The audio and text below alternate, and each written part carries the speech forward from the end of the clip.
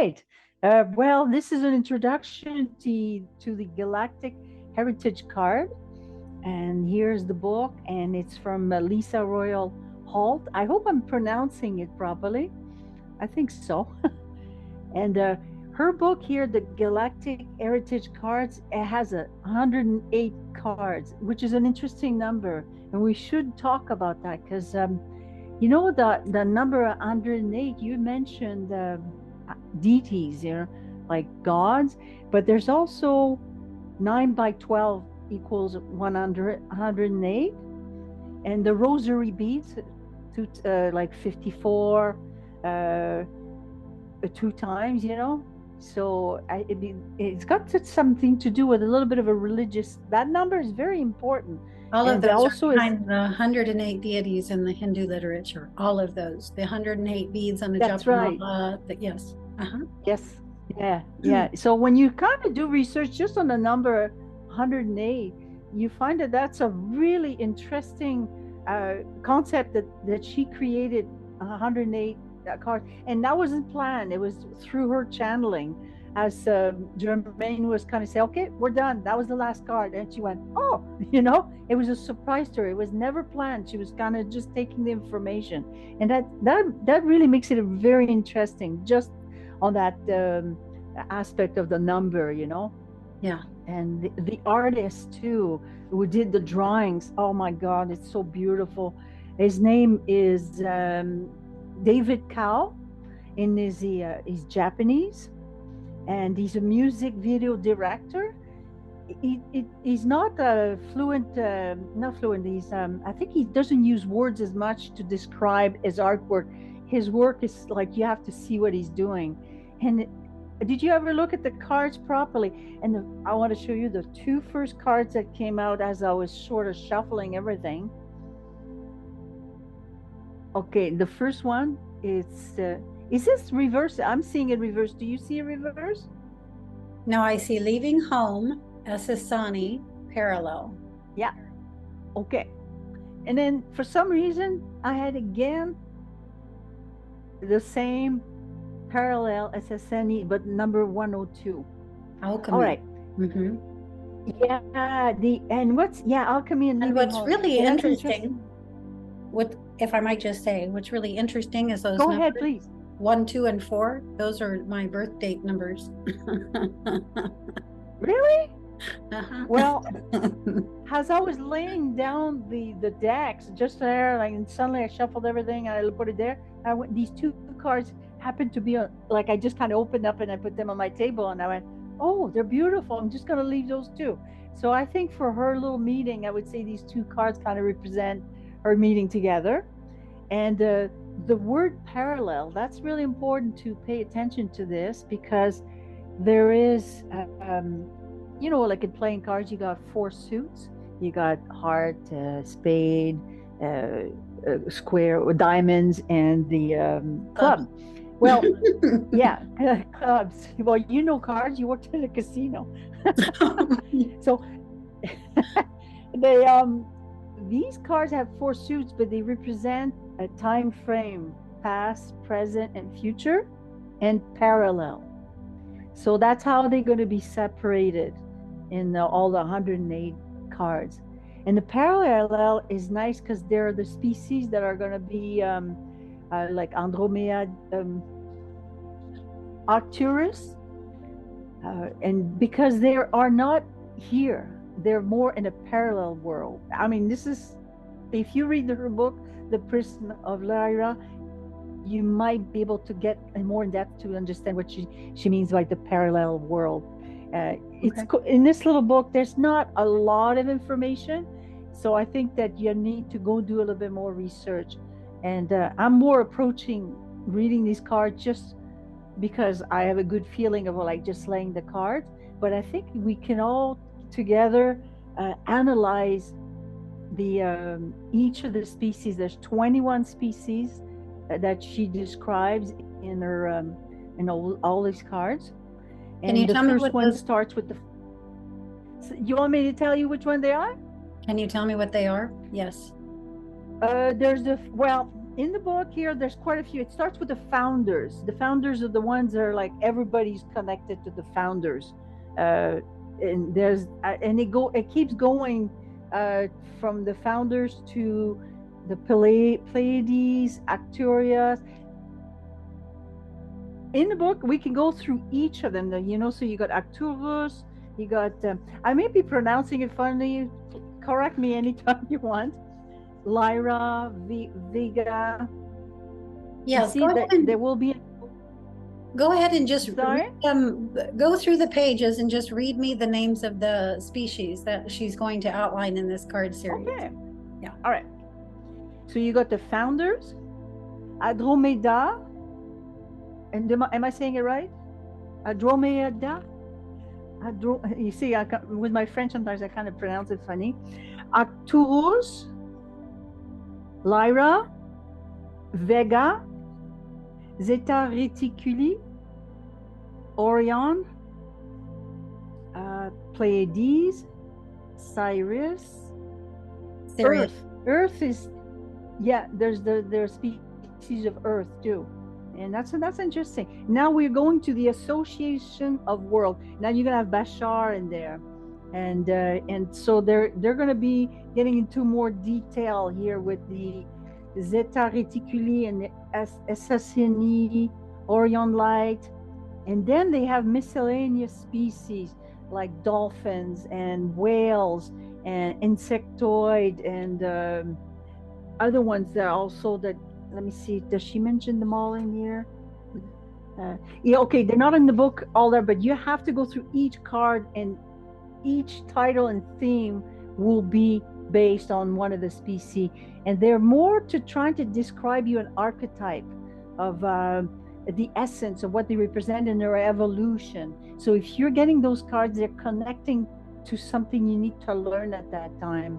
And I think that's interesting. The two of us have this because the highest number, or the parallel world, is it's already like an evolved soul that we might be already connecting to it. They're speaking to us, you know.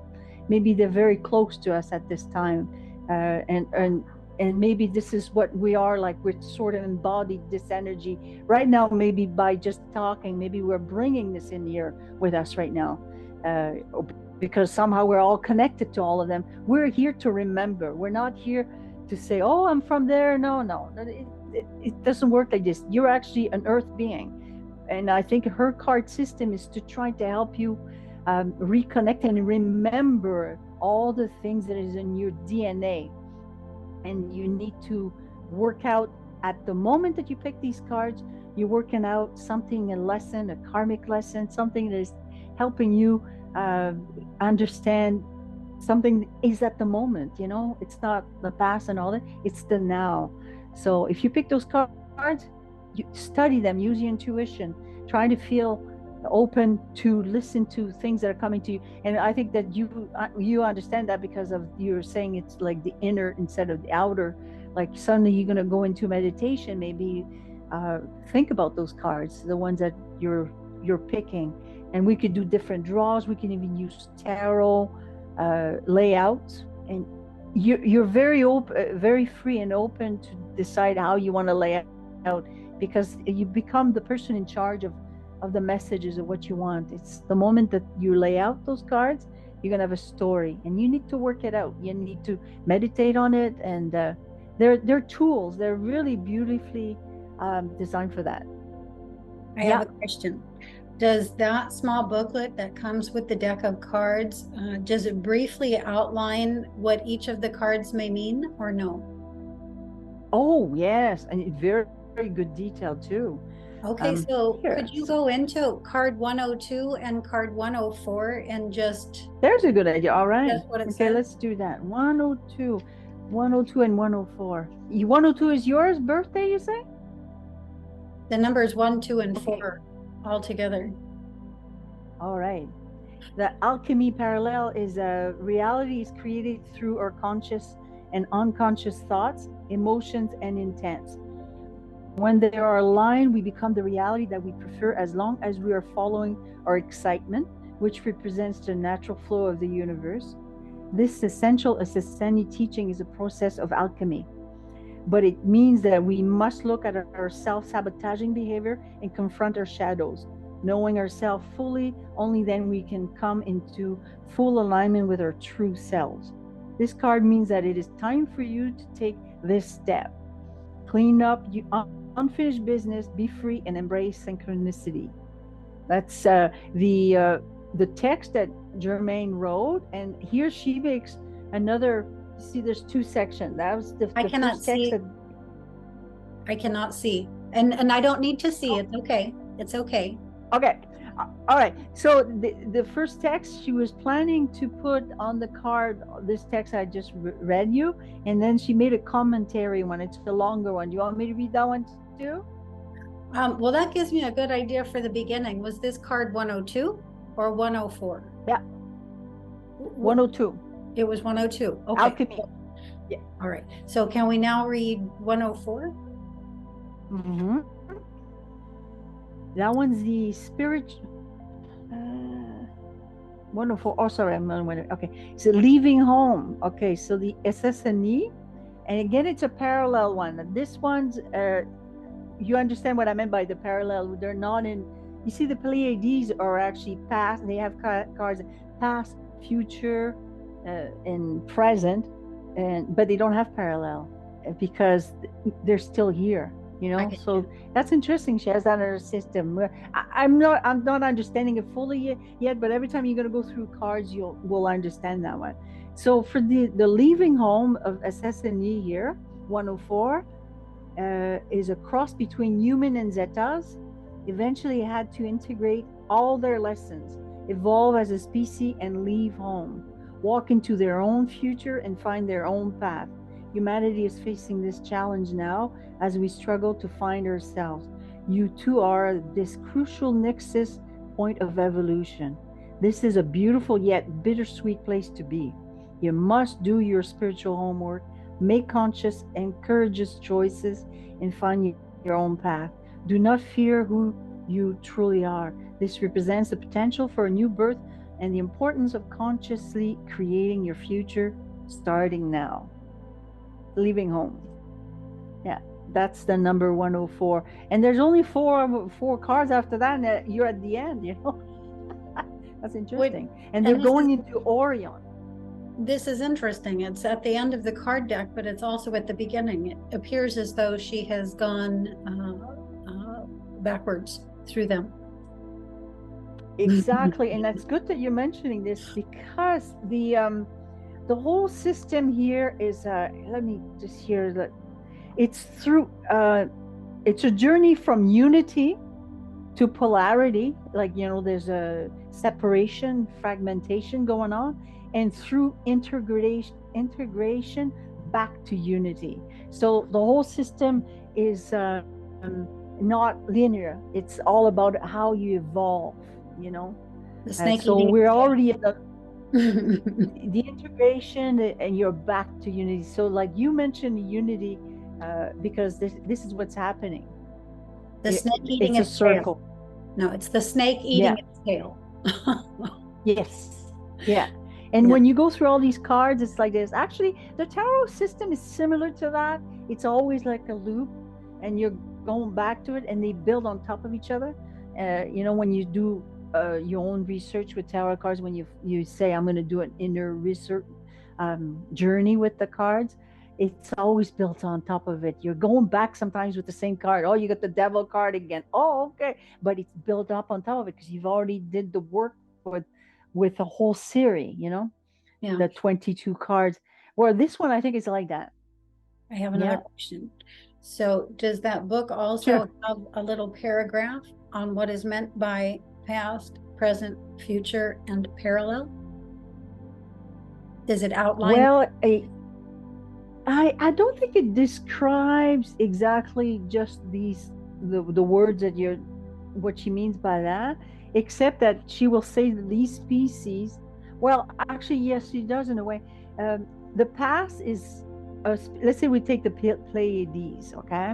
Well, the past, present, and future are somewhat clear. What I'm hoping she has a little paragraph there on is what is meant by parallel. does she say in there at all? It would be an odd thing for her to leave out. Oh, yeah. Yes, she does, but it's very short. I think it was just a one sentence, if I recall pretty well, reading that the other day. I should have outlined that, and that was pretty interesting what she meant to say. It's sort of saying that they're not here, like, they're. Yeah, well, I understand what a parallel world or reality is. I'm an out-of-body explorer, but I'm just wondering what she has said about it, if anything. Okay, so for example, here she says, for example, let's look at Arcturus. Because it's a non-physical civilization, Germaine told me that it would only have 4 cards and the suit would be parallel. So the Arcturus, when we go through their cards, they only have parallel. They don't have past, present, and future cards at all. Where all the other species, Earth ones, will have a section. They'll have like maybe 20 or 10 cards just on the Earth, the theme, and then it will be past, present, and so there's an evolution just in that species, where the Arcturus doesn't have that, and there is no past, present, or future. Parallel exists at all time, outside of time. They don't express themselves in a timeline. So I lay out those cards that had only the parallel suit represented. Include were the Association of World, which is the Assassini are in there, Arcturus, Andromeda, and there's more too. There's other ones that has only parallel, and that's pretty interesting. Can you tell us the ones that are just parallel? The species that are just parallel? Does she have those in a group together? No, they're kind of like the book is just from like each card, so I'd have to look at them all separate. And for the next time, if you want to, we could study just that. Let's do that. Yeah, that would be interesting. If you have a pen and paper there, for the next one, it would be nice if you had a list drafted out of the 21 species that the card deck is based on. Yeah. And then if you had a paragraph that and you might have to look online for this, or I don't know, listen to one of her videos, I'm not sure, as far as what she means exactly by parallel, and then a list of the species that are only parallel. Okay, that would all be very helpful, and that's just what I can come up with by what you've told me so far. We might talk about some more things now that may give me some more ideas. On your book, The Prism of Lyra, maybe there is a little chapter on parallel if you want to go see, because I didn't purchase the book, but you have it. Yeah, just flip through it. It's online in PDF. Is it online? Also, my predicament at the moment is I'm getting ready to go on a trip, and I've had to do all of October's work in the month of September, and I only have a few more days to finish. So I'm a bit beside myself getting done what I need to get done before I leave for 3 weeks. So that's fine. It's just you think I can get it, just read it on PDF file, like I download and read it? No, that'd be great. I mean, I could order the book too, because I would just do a search on Lissa Royal Holt and the word parallel, and see if you get something. She has websites. I'm sure she's written something on her websites about that. Can I ask you the question? You have an interest to know about the parallel just because we picked those 2 cards, or is there something more than that for you? Well, it's the one you're seeing. It's the one thing I think most people won't be very clear on. So if we help explain it to the degree that we can, based on what Lissa herself has said, that just can be very helpful. Just by what you said, I, for myself, again, having been an out-of-body traveler and having gone out into outside of time and space, think I understand what you mean out by that, but could use more clarification as well. So again, anything that we can find on that can help other people understand that, before we go into the card readings, would be helpful. Is there anything else about this whole system that you've learned so far? Just that it's a journey that I find it's not linear the way she describes it. It's all about archetype, just like any cards that the system that we have, and that's how you have to take it. Don't take it literally.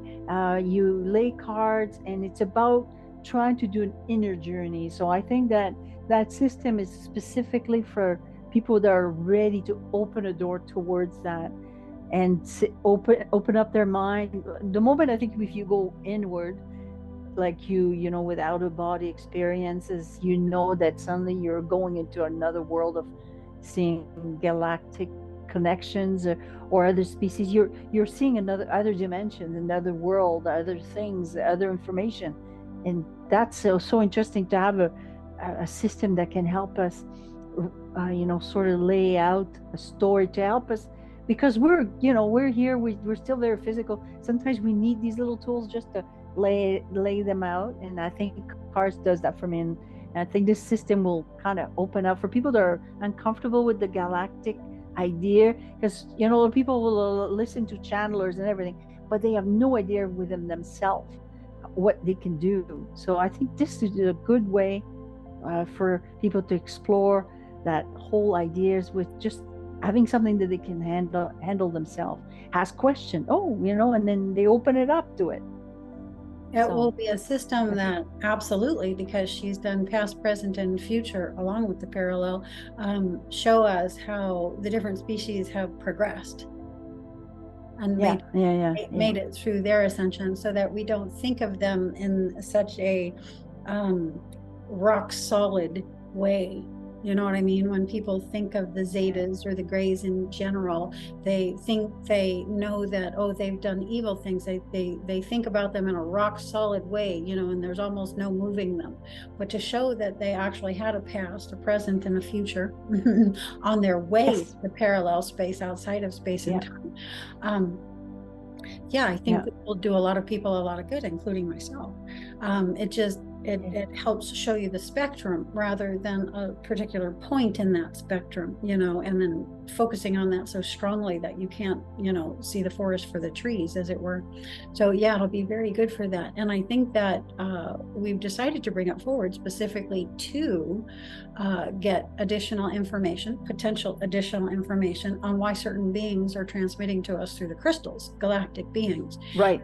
I think we decided we were going to start with Kai, the lion being. Yes. Okay, so that's the last one. Maybe next time. Next time we will do the how one. That would be good. I don't think I did a reading on it, because I did a few with other cards, and I felt so uncomfortable with my Tower of Lenormand. They just were not giving me the language that was needed to read these crystal communication you have. I said, no, you know, I felt frustrated, you know, but I think it would be nice to combine a couple tarot cards. Also, let's say if we decide to do a little short session of a half hour, and we decide, okay, we're going to do this being, and at the same time, we're going to talk with a few questions that I made a list. But what I'll do is I'll write onto the topic what I plan to say that day, or what I plan to do. And I think we should concentrate on one crystal communication, one at that day. And whoever wants to join, if Eric wants to come in, and you already know who we're going to look at, and then I could pick the cards ahead, already have it ready to read, so we don't waste too much time, you know, flipping through things. Yeah, Jane, and then we can have some people don't like to be recorded, and we're going to be recording these, and so that's going to make it to where many people in our group won't actually come to the live Zooms, but they'll maybe watch them later as a complement to their interest. That's true. Yeah. In the transmissions from the beings, the galactic beings. One at a time is absolutely, that's all we would have time for. You know, I think focusing on the galactic heritage cards is where I personally would want to go with this. And as I have time to learn more about the cards and what the cards potentially mean, I will have more dialogue, and more questions will come to me as a result. Which can take us further into readings that we can use additional decks for if you choose. And I think it's going to take time to do that. We're going to have to give ourselves. I think we should Yeah, let the Galactic Heritage cards be the central axis for this. Yeah.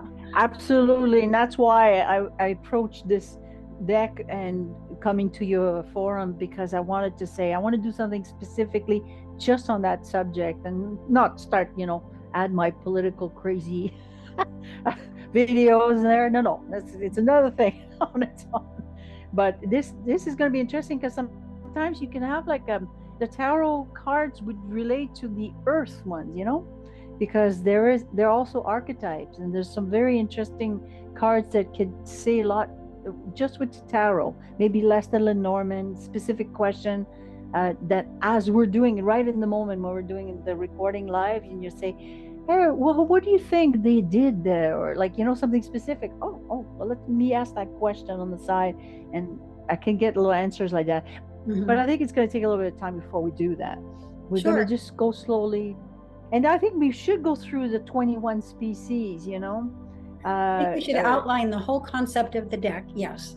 And so if we can bring anything else you can think of that you're learning from the deck related to how the deck works, just like there's 21 species, there's past, present, future, and parallel. This is what parallel means. These are the species that are just parallel, like this. Anything else you can think of regarding the functioning of the deck itself that you want to bring to us, that's how we should start the video, so everybody has that basic layout. Yes. Okay, that's good. I think that if we take a theme that day, say, even if we do one crystal visitor, even if we don't know which species is, that day we have a species. Okay, we say, we're going to do the Pleiades today, and I would talk for, and you can fill in that. Also a little bit of the information you have, but based on that system, I say, well, that's what the Pleiades are. They have their past, present, and future. Okay, so here, let's go get some cards just for this communication that you want to know a little bit. But I think for additional questions we go in for that might work, or like what we discover from the first read, which should absolutely come from the 108 cards. Yes, they should be only 108 cards for the foundation. And then anything additional we find out through the card or cards that are drawn. I think we should just draw a single card, perhaps working with this deck, although I don't know because I haven't used the deck. I'll leave that up to you. To see what that card can possibly tell us and what questions we might have based on that, and go from there. Then perhaps we could well, you don't. All your question could be done with just this deck anyway, because there is a layout I think is interesting. It's sort of like a spiral when you got 7 cards, 1, 2, 3, 4, 5, 6, 7 cards, and it's really nice.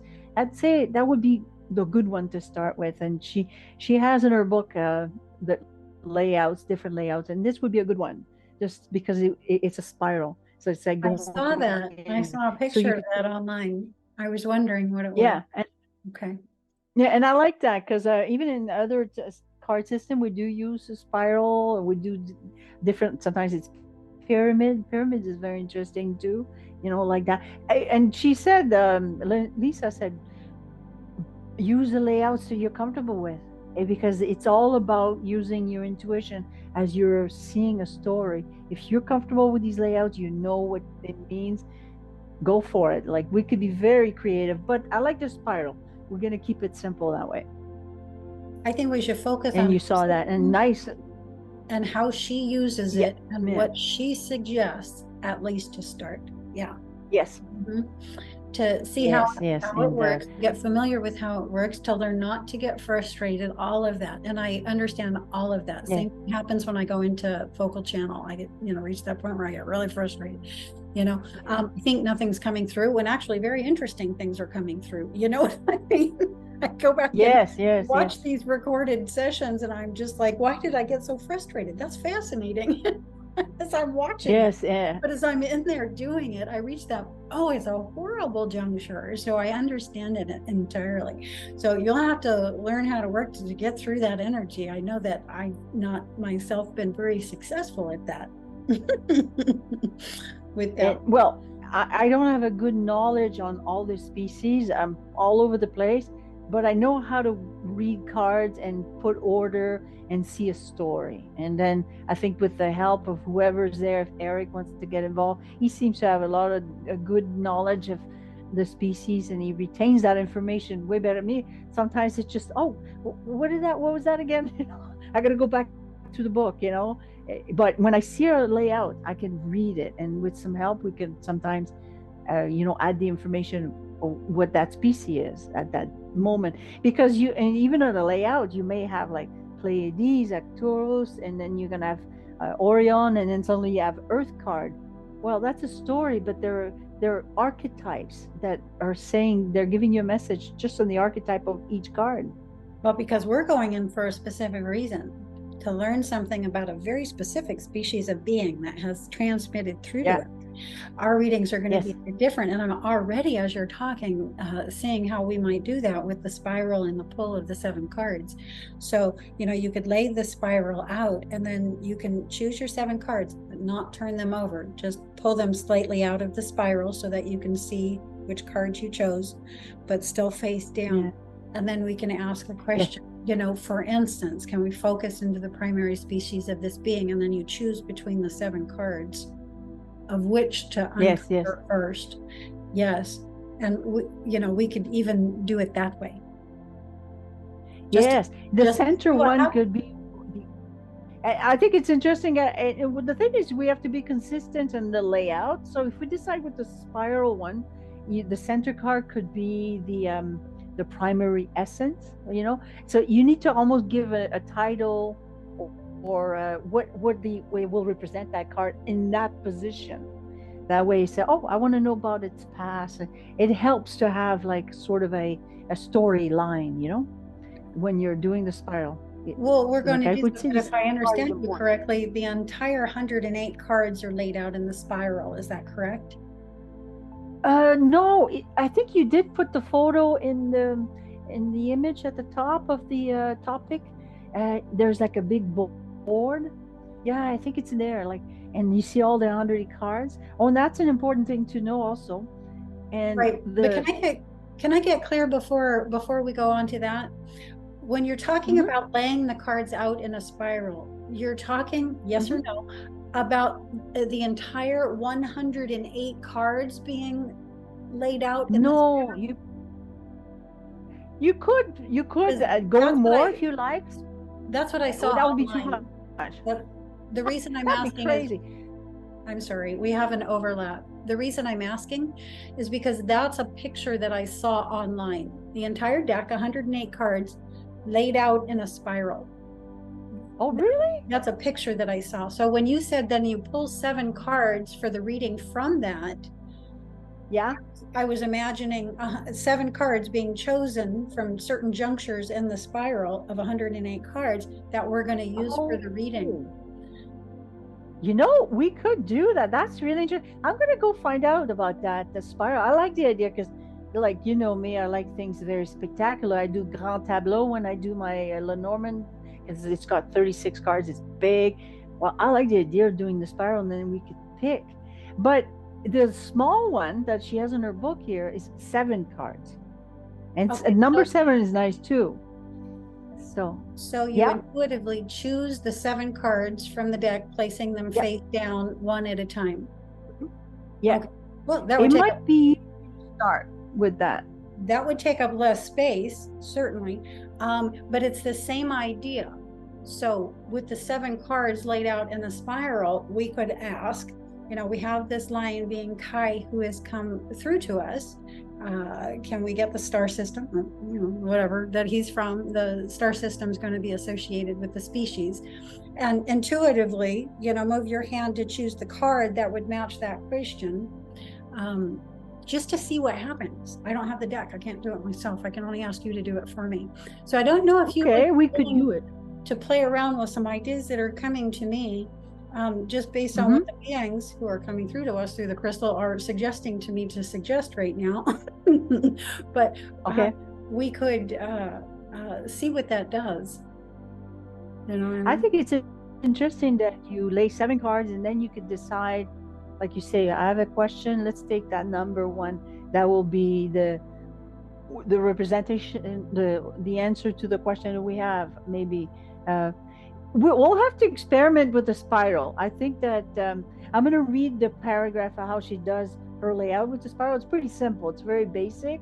And I think the center card is always important because it's the beginning of something. There is a linear story. You could do it just like that, but you're describing something that is more playful, that we could also experiment with. Much more playful, much more random, much more our mind can't get in the way.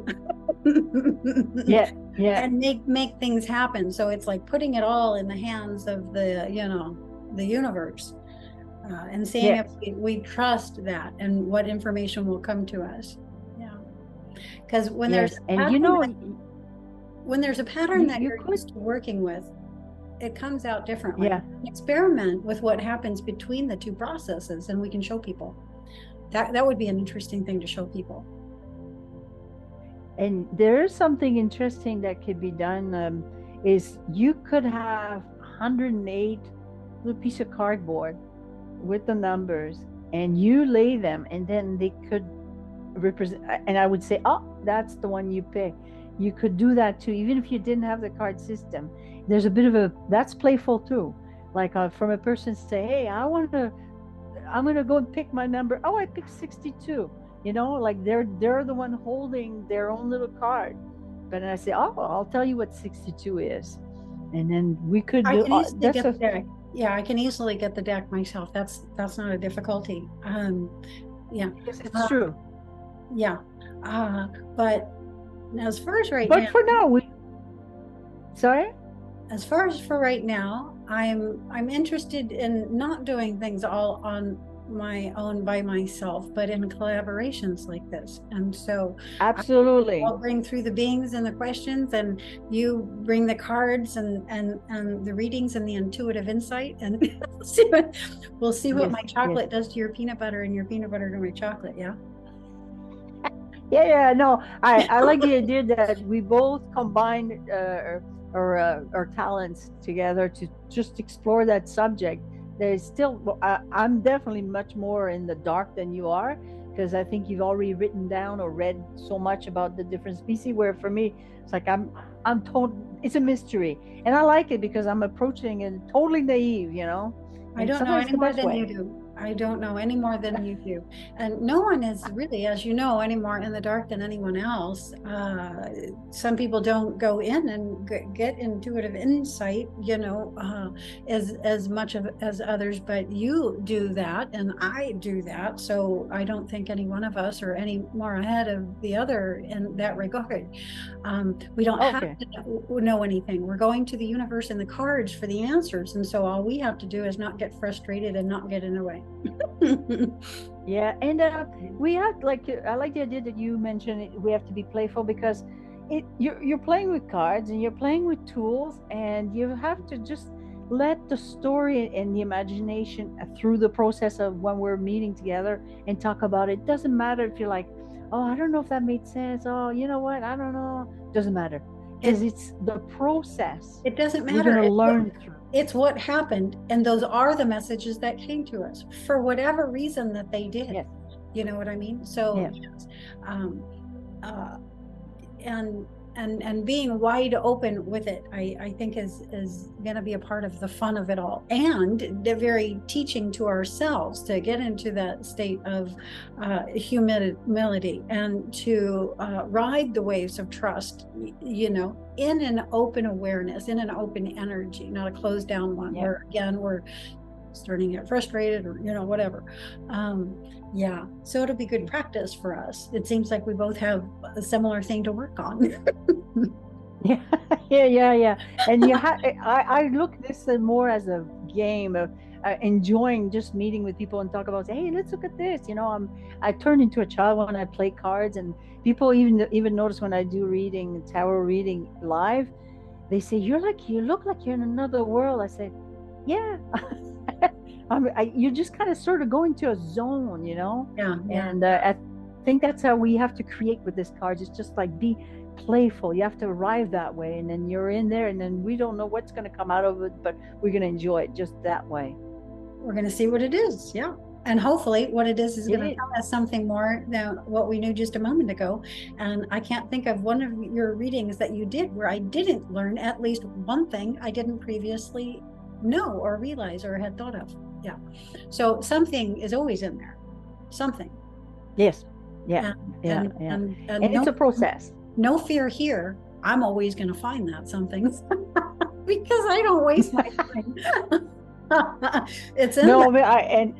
It's in there. I think that the reason I jump and I leap into these kind of reading cards and all this is because there's been too many magical moments with cards that things have fell out, and I'm like, oh, and my heart stopped. It's like, oh my God, this is magic, you know, and it just keeps you going. It keeps you into that child sense of wonderment.